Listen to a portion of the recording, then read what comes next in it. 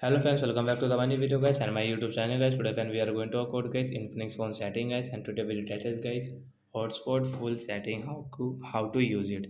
Friends, you want to use guys your Infinix phone hotspot settings. So how can you use today friends? I will show you. I will tell you guys.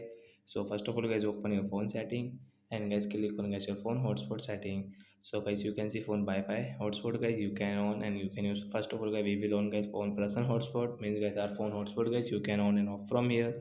And first of all guys we will click phone hotspot setting. So friends you can check your device name from here guys and you can use it. You want to change, so guys you can change. Guys you can check your password here. Guys you want to change your password, so guys you can change.